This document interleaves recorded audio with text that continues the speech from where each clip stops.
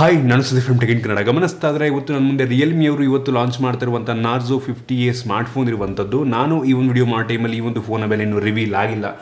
ನನಗನ್ನಿಸ್ತಾಗ ಈ ಒಂದು smartphone 10,000 to 11,000 ರೂಪಾಯಿಗೆ ಲಾಂಚ್ ಆಗ್ಬೋದು ಅಂತ ಅನಿಸುತ್ತೆ. ಈ ಒಂದು ಸ್ಪೆಸಿಫಿಕೇಷನ್ ನೋಡಿಕೊಂಡು ಈ ಒಂದು ಪ್ರೈಸಲ್ಲಿ ಈ ಒಂದು ಫೋನ ಪರ್ಚೇಸ್ ಮಾಡ್ಬೋದಾ, ಏನು ಚೆನ್ನಾಗಿದೆ ಏನು ಚೆನ್ನಾಗಿಲ್ಲ ಕಂಪ್ಲೀಟ್ ಮಾಹಿತಿ ತಿಳಿಸ್ಕೊಡ್ತಾ ಇದ್ದೀನಿ, ಅನ್ಬಾಕ್ಸ್ ಮಾಡ್ತೀನಿ, ಫಸ್ಟ್ ಇಂಪ್ರೆಷನ್ ಕೊಡ್ತಾ ಇದ್ದೀನಿ. ಅದಕ್ಕಿಂತ ಮುಂಚೆ ನೀವು tech in Kannada YouTube subscribe ಮಾಡ್ಕೊಳ್ಳಿ, ಬೆಲ್ ಐಕನ್ ಕೂಡ ಕ್ಲಿಕ್ ಮಾಡ್ಬೋದು. ಮೊದಲಾಗಿ ಈ ಒಂದು ಸ್ಮಾರ್ಟ್ಫೋನನ್ನು ಅನ್ಬಾಕ್ಸ್ ಮಾಡೋ ಗಮನಿಸ್ತಾ ಇದ್ರೆ ಒಂದು ಫೋನ್ನ ಬಾಕ್ಸ್ ನಿಮ್ಗೆ ಈ ರೀತಿ ನೋಡೋ ಸಿಗ್ತಿರುವಂಥದ್ದು. ಒಂದು ಬಾಕ್ಸನ್ನು ಓಪನ್ ಮಾಡಿದ ತಕ್ಷಣ ಇದ್ರ ಒಳಗಡೆ ಇನ್ನೊಂದು ಸಣ್ಣ ಬಾಕ್ಸ್ ಇದೆ. ಅದರಲ್ಲಿ ನಿಮಗೆ ಸಿಮ್ ಎಜೆಕ್ಷನ್ ಪಿನ್ ಸಿಗ್ತದೆ, ಮತ್ತೊಂದು user manual, quick start guide ಮತ್ತು ವಾರಂಟಿ ಕಾರ್ಡ್. ಅದರ ಕೆಳಗಡೆ ಡೈರೆಕ್ಟಾಗಿ ಈ ಒಂದು ಫೋನ್ ನಿಮಗೆ ನೋಡೋ ಸಿಗ್ತಾ ಇರುವಂಥದ್ದು. ಫಸ್ಟ್ ಲುಕ್ಕಲ್ಲಿ ಒಂದು ಲೆವೆಲಿಗೆ ಓಕೆ, ಹೆವಿ ಅಂದರೆ ಹೆವಿ ವೆಯ್ಟ್ ಇದೆ.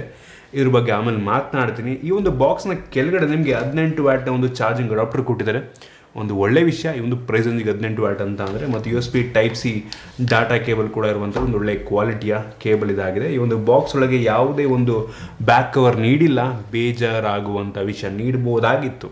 ಯೂಶಲಿ ಈ ಪ್ರೈಸಲ್ಲಿ ಎಲ್ಲರೂ ಕೂಡ ಬ್ಯಾಕ್ ಕವರ್ ನೀಡ್ತಾರೆ, ಸಪ್ರೇಟಾಗಿ ನೀವು ಬ್ಯಾಕ್ ಕವರ್ನ ತೊಗೊಬೇಕಾಗುತ್ತೆ. ನೀವು ಡೈರೆಕ್ಟಾಗಿ ಈ ಒಂದು ಫೋನಿಗೆ ಬಂತು ಅಂದರೆ ಗಮನಿಸ್ತಾ ಇದ್ದೀರಾ ಈ ರೀತಿ ನೋಡ ಸಿಗ್ತಿರುವಂಥದ್ದು. ಈ ಒಂದು ಫೋನ್ ಆಗಲಿ ನನಗೆ ತುಂಬ ವೆಯ್ಟ್ ಇದೆ, ಸುಮಾರು 207 ಗ್ರಾಮ್ ವೆಯ್ಟ್ ಇರುವಂಥದ್ದು. ಏನಕ್ಕೆ ಅಂತ ಅಂದರೆ ಈ ಒಂದು ಫೋನಲ್ಲಿ ಬ್ಯಾಟ್ರಿ ತುಂಬ ದೊಡ್ಡದಿರುವಂಥದ್ದು ಮತ್ತು ಒಂದು ಲೆವೆಲ್ಗೆ 9.6 mm ಥಿಕ್ನೆಸ್ಸನ್ನು ಹೊಂದಿರುವಂಥದ್ದು. ಅದರಿಂದ ಹೆವಿ ಫೋನ್ ಅಂತಲೇ ಬೇಕಾದ್ರೆ ನೀವು ಅನ್ಬೋದು.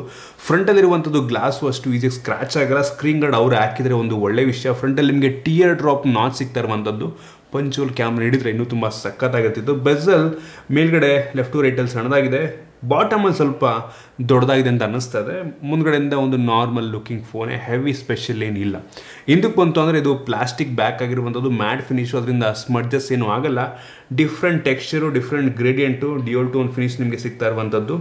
ಜೊತೆಗೆ ಟ್ರಿಪಲ್ ಕ್ಯಾಮ್ರಾ ಸೆಟಪ್ ಇದೆ ಮತ್ತು ಸಿಂಗಲ್ LED ಫ್ಲಾಶ್ ಕೂಡ ಇರುವಂಥದ್ದು. ಹಿಂದ್ಗಡೆಯಿಂದ ಓವರ್ ಆಲ್ ಒಂದು ಲೆವೆಲಿಗೆ ಚೆನ್ನಾಗಿ ಕಾಣುತ್ತೆ. ನನಗೆ ತುಂಬ ಡಿಫ್ರೆಂಟ್ ಅನಿಸಿದ್ದು ಈ ಒಂದು ಕ್ಯಾಮ್ರಾ ಬಂಪ್ ಏನಿದೆ ಅದರಲ್ಲೇ ಫಿಂಗರ್ ಪ್ರಿಂಟ್ ಸೆನ್ಸರ್ ಕೂಡ ಇರುವಂಥದ್ದು. ಹೌದು, ಹಿಂದ್ಗಡೆ ಈ ಒಂದು ಫಿಂಗರ್ ಪ್ರಿಂಟ್ ಸೆನ್ಸರ್ ಕೊಟ್ಟವ್ರೆ. ಸೈಡ್ ಮೌಂಟೆಡ್ ನೀಡಿದರೆ ಚೆನ್ನಾಗಿರ್ತಿತ್ತು, ಬಟ್ ಈ ಪ್ರೈಸ್ನಲ್ಲಿ ಎಕ್ಸ್ಪೆಕ್ಟ್ ಮಾಡೋದಕ್ಕಾಗಲ್ಲ. ಜೊತೆಗೆ ಒಂದು ಫೋನ್ ನಿಮಗೆ USB Type-C ಪೋರ್ಟ್ ಸಿಗ್ತಾ ಇರುವಂಥದ್ದು ಮತ್ತು 3.5 ಹೆಡ್ಫೋನ್ ಜಾಕ್ಸ್ ಇದೆ ಮತ್ತು ಡೆಡಿಕೇಟೆಡ್ SD ಕಾರ್ಡ್ ಸ್ಲಾಟ್ ಕೂಡ ಇರುವಂಥದ್ದು. Frame plastic frame obviously. Over all design ಮತ್ತು ಬಿಲ್ಡ್ ಕ್ವಾಲಿಟಿ ಒಂದು ಪ್ರೈಸಂಜಿಗೆ ಓಕೆ ಅಂತೀನಿ. ಹೆವಿ ಇಂಪ್ರೆಸಿವ್ ಅನ್ನಲ್ಲ. ಆಲ್ಮೋಸ್ಟ್ ಯಾವ ಫೋನ್ ತೊಗೊಂಡ್ರು ಕೂಡ ಸಿಮಿಲರ್ ಬಿಲ್ಡ್ ಕ್ವಾಲಿಟಿ ನಿಮಗೆ ಸಿಗುತ್ತೆ. ಇವರು ಕೂಡ ಅದನ್ನೇ ನೀಡಿರುವಂಥದ್ದು. ಇನ್ನು ಡಿಸ್ಪ್ಲೇ ಬಗ್ಗೆ ಮಾತನಾಡಬೇಕಂತ ಒಂದು ಫೋನಲ್ಲಿ 6.5 ಇಂಚಿನ HD+ ರೆಸಲ್ಯೂಷನ್ ಹೊಂದಿರುವಂಥ IPS HD ಡಿಸ್ಪ್ಲೇ ಇರುವಂಥದ್ದು. ಡಿಸ್ಪ್ಲೇ ಕ್ಲಾರಿಟಿ ತುಂಬ ಚೆನ್ನಾಗಿದೆ, ತುಂಬ ಬ್ರೈಟ್ ಆಗಿರುವಂಥದ್ದು. ಆದರೂ ಫುಲ್ HD ನೀಡಿದರೆ ಇನ್ನೂ ಸಖತ್ತಾಗಿರ್ತಿತ್ತು. Obviously 60 Hz refresh rate. ಏನಕ್ಕೆ ಬೇಜಾರಾಯಿತು ಅಂತಂದರೆ ಇತ್ತೀಚಿನ ದಿನಗಳಲ್ಲಿ 9,000 ರೂಪಾಯಿಗೂ ಕೂಡ ನಿಮಗೆ ಫುಲ್ HD ರೆಸಲ್ಯೂಷನ್ ಹೊಂದಿರುವಂಥ ಡಿಸ್ಪ್ಲೇ ಸಿಗ್ತವೆ. ಇವರು ನನಗನ್ನಿಸ್ದಂಗೆ 10,000 ರೂಪಾಯಿ ಒಳಗಂತೂ ಲಾಂಚ್ ಮಾಡೋ ಡೌಟು. 11-11.5 ಲಾಂಚ್ ಮಾಡ್ತಾರೆ ಅಂತ ಅನ್ನಿಸ್ತಾ ಇರುವಂಥದ್ದು. ಆ ಒಂದು ಪ್ರೈಸ್ ರೇಂಜಿಗೆ ಫುಲ್ HD ಇಲ್ಲ ಅಂತ ಅಂದರೆ ನನಗೇನೋ ಅದು ಒಂದು ರೀತಿ ಜಸ್ಟಿಫೈ ಮಾಡುತ್ತೆ ಅಂತ ಅನ್ನಿಸ್ತಾ ಇಲ್ಲ. ಸೊ ಅದರಿಂದ ಬೇಜಾರಾಗುತ್ತೆ. ನೋಡೋಣ ಎಷ್ಟಕ್ಕೆ ಲಾಂಚ್ ಮಾಡ್ತಾರೆ ಅಂತ. Display okay, full HD resolution ನೀಡಬೇಕಾಗಿತ್ತು ಅಂತ ಮಾತ್ರ ಹೇಳೋದಕ್ಕೆ ಇಷ್ಟಪಡ್ತೀನಿ. ಇನ್ನು ವೇರಿಯಂಟ್ಗಳ ಬಗ್ಗೆ ಮಾತನಾಡಬೇಕಂತಂದರೆ ಸದ್ಯಕ್ಕೆ ಒಂದು ಫೋನ್ 2 ವೇರಿಯಂಟಲ್ಲಿ ಲಾಂಚ್ ಆಗ್ತಾ ಇರುವಂಥದ್ದು. ಒಂದು 4GB RAM ಮತ್ತು 64GB ಸ್ಟೋರೇಜು ಮತ್ತು ಇನ್ನೊಂದು 4GB RAM ಮತ್ತು 128GB ಸ್ಟೋರೇಜು. ಇದರಲ್ಲಿರುವಂಥ ರ್ಯಾಮ್ ಬಂದುಬಿಟ್ಟು LPDDR4X RAM ಆದರೆ ಸ್ಟೋರೇಜ್ eMMC ಸ್ಟೋರೇಜ್. ಆಬ್ವಿಯಸ್ಲಿ ಒಂದು ಪ್ರೈಸ್ ಅಂದಲ್ಲಿ ಯಾರು ಕೂಡ UFS ಸ್ಟೋರೇಜ್ನ ನೀಡೋದಿಲ್ಲ, ಇವರು ಕೂಡ ಅದನ್ನ ನೀಡಿರುವಂಥದ್ದು. ಇನ್ನು ಪ್ರೋಸರ್ ಬಗ್ಗೆ ಮಾತನಾಡಬೇಕಂತಂದರೆ ಒಂದು ಫೋನಲ್ಲಿ Helio G85 ಪ್ರೋಸರ್ ಇರುವಂಥದ್ದು. ಇದೊಂದು ಲೋಯರ್ ಮಿಡ್ ಎಂಡ್ ಪ್ರೋಸರ್ ಅಂತ ಅನ್ಬೋದು. ಈ ಒಂದು ಪ್ರೈಸ್ ಅಂದಲ್ಲಿ ಯೂಶಲಿ ಆಲ್ಮೋಸ್ಟ್ ಪ್ರತಿಯೊಂದು ಫೋನಲ್ಲೂ ಕೂಡ ಇದೇ ಪ್ರೋಸರ್ ಇರುತ್ತೆ. ಇತ್ತೀಚೆಗೆ Helio G88 ಕೂಡ ಬಂದಿರುವಂಥದ್ದು.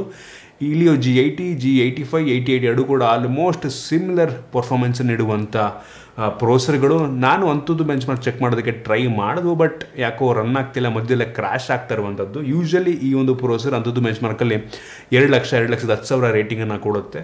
ಸೊ ನೀವು ಒಂದು ಬೇಸಿಕ್ ಗೇಮ್ಗಳನ್ನು ಅಥವಾ ಒಂದು ನಾರ್ಮಲ್ ಗೇಮ್ಗಳನ್ನು ಒಂದು ಲೆವೆಲಿಂಗ್ ಮೀಡಿಯಮ್ ಸೆಟ್ಟಿಂಗಲ್ಲಿ ಆಡ್ಕೊಬೋದು. ಡೇ ಟು ಟಾಸ್ಕ್ ಮಾಡೋದಕ್ಕೆ ಯಾವುದೂ ತೊಂದರೆ ಆಗೋಲ್ಲ. ಬೇಸಿಕ್ ಅಪ್ಲಿಕೇಶನ್ಗೆಲ್ಲ ರನ್ ಮಾಡ್ಬೋದು. 10,000 ಫೋನ್ ಅಂತ ಅಂದರೆ ಇನ್ನೇನು ಎಕ್ಸ್ಪೆಕ್ಟ್ ಮಾಡೋದಕ್ಕೆ ಹೇಳಿ. ಹೆವಿ ಗೇಮ್ಗಳು ನೀವು ಹೈ ಸೆಟ್ಟಿಂಗನ್ನು ಆಡಬೇಕು ಅಂತ ಎಕ್ಸ್ಪೆಕ್ಟ್ ಮಾಡೋದಕ್ಕಾಗಲ್ಲ. ಸೊ ಇದರ ಲಿಮಿಟೇಷನ್ಸ್ ಕೂಡ ಇರುವಂಥದ್ದು. ಪ್ರೋಸರ್ ಈ ಒಂದು ಪ್ರೈಸಂಜಿಗೆ ಓಕೆ, ಇನ್ನೂ ಒಳ್ಳೆ ಪ್ರೋಸರ್ ನೀಡಿದರೆ ಇಂಪ್ರೆಸ್ ಆಗ್ತಿತ್ತು. ಇಂಪ್ರೆಸಿವ್ ಅಂತ ಏನೂ ಅನ್ನಿಸ್ತಿಲ್ಲ ಈ ಒಂದು ಪ್ರೈಸಂಜಿಗೆ ನನಗೆ. ಇನ್ನು ಕ್ಯಾಮ್ರಾ ಬಗ್ಗೆ ಮಾತನಾಡಬೇಕಂತಂದರೆ ಈ ಒಂದು ಫೋನಲ್ಲಿ ರೇರಲ್ಲಿ ಟ್ರಿಪಲ್ ಕ್ಯಾಮ್ರಾ ಇರುವಂಥದ್ದು. ಇದರಲ್ಲಿ ಮೇನ್ ಸೆನ್ಸರ್ 50 ಮೆಗಾಪಿಕ್ಸೆಲ್ನ ಮೇನ್ ಸೆನ್ಸರ್ ಇರುವಂಥದ್ದು. ಇದು ತೆಗೆಯುವಂಥ ಫೋಟೋ ನನಗೆ ಒಂದು ಲೆವೆಲಿಗೆ ಇಷ್ಟ ಆಯಿತು. ಈ ಪ್ರೈಸಂಜಿಗೆ ಚೆನ್ನಾಗಿದೆ. ಯೂಶಲಿ ಇತ್ತೀಚೆಗೆ ಬರ್ತಿರುವಂಥ ಎಲ್ಲ ಫೋನ್ಗಳು ಆಲ್ಮೋಸ್ಟ್ ಸಿಮಿಲರ್ ಕ್ವಾಲಿಟಿ ನೀಡ್ತವೆ. ಇದು ಪರವಾಗಿಲ್ಲ. ಇಂಡೋರ್ ಔಟ್ಡೋರ್ ಎರಡು ಕೂಡ ಒಂದು ಒಳ್ಳೆ ಫೋಟೋವನ್ನು ತೆಗೆಯುತ್ತೆ ಮತ್ತು ವಿಡಿಯೋ ಕ್ವಾಲಿಟಿ ಕೂಡ ನನಗಿಷ್ಟ ಆಯ್ತು. ಮೊದಲಿಗೆ ಒಂದು ಸ್ಯಾಂಪಲ್ಸ್ ನಾನು ಆಮೇಲೆ ತೋರಿಸ್ತೀನಿ ನಿಮಗೆ. ಇನ್ನು ಇದನ್ನು ಬಿಟ್ಟರೆ 2 ಸೆನ್ಸರ್ ಎಕ್ಸ್ಟ್ರಾ ಕೊಟ್ಟಿದ್ದಾರೆ. ಒಂದು 2 ಮೆಗಾಪಿಕ್ಸೆಲ್ ಮ್ಯಾಕ್ರೋ, ಇನ್ನೊಂದು 2 megapixel black and white background blur ಮಾಡೋದಕ್ಕೆ ಡೆಪ್ ಸೆನ್ಸರ್. ಸುಮ್ಮನೆ ಮಾಡೋಕ್ಕೆ ಕೆಲಸ ಇಲ್ಲದೆ ಹಾಕೋರೆ. ಸೊ ರೇರ್ ಕ್ಯಾಮ್ರಾ ಕ್ಲಾರಿಟಿ ನನಗೆ ಒಂದು ಪ್ರೈಸನ್ಸ್ಗೆ ಓಕೆ ಅನ್ನಿಸ್ತು. ಇನ್ನು ಫ್ರಂಟ್ ಕ್ಯಾಮ್ರಾಗೆ ಬಂತು ಅಂದರೆ 8 ಮೆಗಾಪಿಕ್ಸೆಲ್ ಫ್ರಂಟ್ ಕ್ಯಾಮ್ರಾ ಇರುವಂಥದ್ದು. ಇದು ತೆಗೆಯುವಂಥ ಫೋಟೋ ನನಗೆ ಒಂದು ಲೆವೆಲಿಗೆ ಇಷ್ಟ ಆಯಿತು, ಪರವಾಗಿಲ್ಲ. ನನಗೂ ಇದ್ರೊಳಗೆ ಹೆವಿ ಇಂಪ್ರೆಸಿವ್ ಅನ್ನಿಸ್ಲಿಲ್ಲ, ಏನು ಸ್ಪೆಷಲ್ ಅಂತ ಏನು ಅನ್ನಿಸ್ಲಿಲ್ಲ ಆಯಿತಾ. ಚೆನ್ನಾಗಿ ತೆಗೆದೊಟ್ಟಿಗೆ ಎಲ್ಲ ಫೋನ್ಗಳು ಆಲ್ಮೋಸ್ಟ್ ಸಿಮಿಲರ್ ಕ್ವಾಲಿಟಿಯನ್ನು ನೀಡ್ತವೆ. ಸೊ ಪರವಾಗಿಲ್ಲ ಫ್ರಂಟ್ ಕ್ಯಾಮ್ರಾ. ಇನ್ನು ವೀಡಿಯೋಗ್ರಫಿ ಫ್ರಂಟು ಮತ್ತು ಬ್ಯಾಕ್ ಎರಡು ಕೂಡ ಫುಲ್ HD ವಿಡಿಯೋ ರೆಕಾರ್ಡ್ ಮಾಡ್ತೇವೆ. ಆ ಸಾಂಬಸ್ ನಾನು ನಿಮಗೆ ತೋರಿಸ್ತಾ ಇದ್ದೀನಿ. ನನಗೆ ಕ್ವಾಲಿಟಿ ಇಷ್ಟ ಆಯಿತು, ಪರವಾಗಿಲ್ಲ. ಒಂದು ಲೆವೆಲ್ಗೆ ಹೆವಿ ಇಂಪ್ರೆಸಿವ್ ಅಲ್ಲ, 4K ಎಕ್ಸ್ಪೆಕ್ಟ್ ಮಾಡೋದು ಖಾಲಿ ಒಂದು ಪ್ರೈಸ್ಗೆ, ಬಟ್ ಫುಲ್ HD ಓಕೆ ಅಂತ. ಇನ್ನು ಸೆಕ್ಯೂರಿಟಿ ಬಗ್ಗೆ ಮಾತನಾಡಬೇಕಂತ ನೀವು ಫೋನಲ್ಲಿ ಹಿಂದ್ಗಡೆ ಫಿಂಗರ್ ಪ್ರಿಂಟ್ ಸೆನ್ಸರ್ ಇರುವಂಥದ್ದು ತುಂಬ ಫಾಸ್ಟ್ ಆಗಿದೆ. ಯೂಶ್ವಲಿ ರಿಯಲ್ಮಿ ಅಂತೂ ಹೆವಿ ಫಾಸ್ಟಾಗಿ ಫಿಂಗರ್ ಪ್ರಿಂಟು ಫೇಸ್ ಅನ್ಲಾಕ್ ಎರಡೂ ಮಾಡುತ್ತೆ. ಸೊ ಫೇಸ್ ಅನ್ಲಾಕ್ ಕೂಡ ಅಷ್ಟೇ ಸಖತ್ ಫಾಸ್ಟ್, ನೋಡ್ತಾ ಇದ್ದಾರೆ ನೀವೇ, ಸೂಪರ್ ಅಂತ. ನೀವು ಬ್ಯಾಟ್ರಿ ಬಗ್ಗೆ ಮಾತನಾಡಬೇಕಂತ ನೀವು ಫೋನಲ್ಲಿ 6000 mAh ಕೆಪಾಸಿಟಿ ಬ್ಯಾಟ್ರಿ ಇರುವಂಥದ್ದು ಸೂಪರ್ ವಿಷಯ. 6000 ಅಂದರೆ ಒಂದು ಲೆವೆಲ್ಗೆ ಜಾಸ್ತಿನೇ ಆಯಿತಾ. ಯೂಶ್ವಲಿ ಎಲ್ಲ ಫೋನ್ಗಳಲ್ಲಿ 5000 ಸಿಗುತ್ತೆ, ಇದರಲ್ಲಿ 6000 ಕೊಟ್ಟವ್ರೆ. ಇದೊಂದು ಪ್ಲಸ್ ಪಾಯಿಂಟ್ ಅಂತೀನಿ. ಮತ್ತು ಬಾಕ್ಸಲ್ಲಿ 18 ವ್ಯಾಟ್ನ ಚಾರ್ಜರ್ ಕೊಟ್ಟಿರುವಂಥದ್ದು ಒಳ್ಳೆ ವಿಷಯ. ಒಂದು ಮಾಡ್ರೇಟ್ ಯೂಸ್ಗೆ ಆರಾಮಾಗಿ 1.5-2 ದಿನ ಬ್ಯಾಟ್ರಿ ಬ್ಯಾಕಪ್ಪನ್ನು ನೀಡುತ್ತೆ. ಅದು ಕೂಡ ಬರೀ HD+ ಡಿಸ್ಪ್ಲೇಗೆ ಸೂಪರ್ ವಿಷಯ. ಇನ್ನು ಈ ಒಂದು ಫೋನ್ದಿರುವಂಥ speaker, mono speaker, bottom firing, ಸ್ಪೀಕರ್ನ ಕ್ಲಾರಿಟಿ ಒಂದು ಲೆವೆಲಿಗೆ ಓಕೆ ಅಂತೀನಿ ಆಯಿತಾ. ಇದರಲ್ಲೂ ನನಗೇನು ಸ್ಪೆಷಲ್ ಅಂತ ಅನ್ನಿಸ್ಲಿಲ್ಲ. ಸ್ಟೀರಿಯೋ ಸ್ಪೀಕರ್ ಈ ಪ್ರೈಸ್ನಲ್ಲಿ ಸಿಗ್ತವೆ, ಹೌದು. 8-9 ಸಾವಿರ ರೂಪಾಯಿಗೆ ಇತ್ತೀಚಿನ ದಿನಗಳಲ್ಲಿ ಸ್ಟೀರಿಯೋ ಸ್ಪೀಕರ್ ಕೊಟ್ಟವ್ರೆ. ಇವರು ನೀಡಿದರೆ ಇನ್ನೂ ಸಕ್ಕತ್ತಾಗಿರ್ತಾ ಇತ್ತು, ಬಟ್ ನೀಡಿಲ್ಲ, ಏನು ಮಾಡೋಕ್ಕಾಗಲ್ಲ. ಅದು ಬಿಟ್ಟರೆ ಎಲ್ಲ ಬೇಸಿಕ್ ಸೆನ್ಸರ್ಸ್ ಹಾಕವ್ರೆ. ಮತ್ತು ಇದರಲ್ಲಿ ಆ್ಯಂಡ್ರಾಯ್ಡ್ 11 ಬೇಸ್ ರನ್ ಆಗ್ತಿರುವಂಥ ರಿಯಲ್ಮಿ UI ಇರುವಂಥದ್ದು. ಇದು ಒಂಥರ ನಿಯರ್ಲಿ ಸ್ಟಾಕ್ ಆ್ಯಂಡ್ರಾಯ್ಡ್ ಎಕ್ಸ್ಪೀರಿಯನ್ಸ್ ನೀಡುತ್ತೆ. ಸೊ ಅದು ಕೆಲವೊಂದು ಬಿಡದಿರೋಂಥ ಅಪ್ಲಿಕೇಶನ್ ಇದ್ದಾವೆ, ಅದನ್ನು ಬೇಕಾದ್ರೆ ನೀವು ಅನ್ಇನ್ಸ್ಟಾಲ್ ಕೂಡ ಮಾಡ್ಕೊಬೋದು. ಸೊ ಓವರಾಲ್ ನನಗೆ ಈ ಒಂದು ಫೋನ್ ಈ ಒಂದು ಪ್ರೈಸಂಜಿಗೆ ಅಂಥ ಇಂಪ್ರೆಸಿವ್ ಫೋನ್ ಅಂತ ಅನ್ನಿಸ್ಲಿಲ್ಲ. Crazy impressive. ಇಷ್ಟೊಂದು ಕಡಿಮೆ ಬೆಲೆಗೆ ಇಷ್ಟು ಒಳ್ಳೆ ಫೋನ್ ಎಕ್ಸ್ಪೆಕ್ಟ್ ಮಾಡಿರಲ್ಲ ಅನ್ನೋ ಒಂದು ಕಾಮೆಂಟನ್ನ ಹೇಳೋದಕ್ಕಂತೂ ಆಗಲ್ಲ ಆಯಿತಾ. ಅಷ್ಟೊಂದು ಇಂಪ್ರೆಸಿವ್ ಅಂತ ಅನ್ನಿಸ್ಲಿಲ್ಲ. ಈ ಪ್ರೈಸ್ ರೇಂಜಿಗೆ ಒಂದು 10,000-11 ಸಾವಿರ ಪ್ರೈಸ್ ರೇಂಜಿಗೆ ಇದಕ್ಕಿಂತ ಒಳ್ಳೆ ಸ್ಪೆಸಿಫಿಕೇಷನ್ ಇದಕ್ಕಿಂತ ಕೆಲವೊಂದರಲ್ಲಿ ಆಯಿತಾ, ಬ್ಯಾಟ್ರಿ ಕೆಲವೊಂದರಲ್ಲಿ, ಎಲ್ಲಾದ್ರೂಳಲ್ಲ, ಕೆಲವೊಂದು ಇದಕ್ಕಿಂತ ಒಳ್ಳೆ ಸ್ಪೆಸಿಫಿಕೇಷನ್ ಇಡುವಂಥ ಫೋನ್ಗಳು ನಿಮ್ಗೆ ಆರಾಮಾಗಿ ಸಿಗ್ತವೆ. ಸೊ ಬೆಲೆ ಇಂಪ್ರೆಸಿವ್ ಅಂತ ಅನ್ನಿಸ್ಲೇನು. ಕಡಿಮೆಗೆ ಲಾಂಚ್ ಮಾಡೋರು, 10,000 ರೂಪಾಯಿಗೆ ಲಾಂಚ್ ಮಾಡೋದು ಅಂತ ಅಂದರೆ ಓಕೆನಪ್ಪ, ಒಂದು ಆಪ್ಷನಾಗಿ ಇಟ್ಕೊಬೋದು ಅಂತೀನಿ. 10,000 ರೂಪಾಯಿ ಮೇಲೆ ಜಾಸ್ತಿ ಮೇಲಕ್ಕೆ ಲಾಂಚ್ ಮಾಡೋದು ಅಂದರೆ ನಾನಂತೂ ಇದನ್ನು ತೊಗೊಳ್ಳಿ ಅಂತ 100% ಹೇಳೋದಿಲ್ಲ. ಸೊ ಇಷ್ಟು ಒಂದು ಫೋನ್ನ ಬಗ್ಗೆ ಆನೆಸ್ಟ್ ಒಪಿನಿಯನ್. ನಿಮಗೆ ಒಂದು ವಿಡಿಯೋ ಇಷ್ಟ ಇದೆ ಅಂತ ಅನ್ಕೋತೀನಿ. ಇಷ್ಟ ಆಗ್ಬಿಟ್ಟು ಲೈಕ್ ಮಾಡಿ, ಶೇರ್ ಮಾಡಿ. ಈ ರೀತಿ ನಮ್ಮ ಬೇರೆ ವಿಡಿಯೋ ನಮ್ಮ tech in Kannada YouTube channel subscribe ಮಾಡ್ಕೊಂಡಿಲ್ಲ, ಸಬ್ಸ್ಕ್ರೈಬ್ ಮಾಡ್ಕೊಳ್ಳಿ, ಬೆಲ್ ಐಕನ್ ಕೂಡ ಕ್ಲಿಕ್ ಮಾಡ್ಬೋದು. ಸಿಗೋಣ ಮುಂದೆ ವಿಡಿಯೋದಲ್ಲಿ.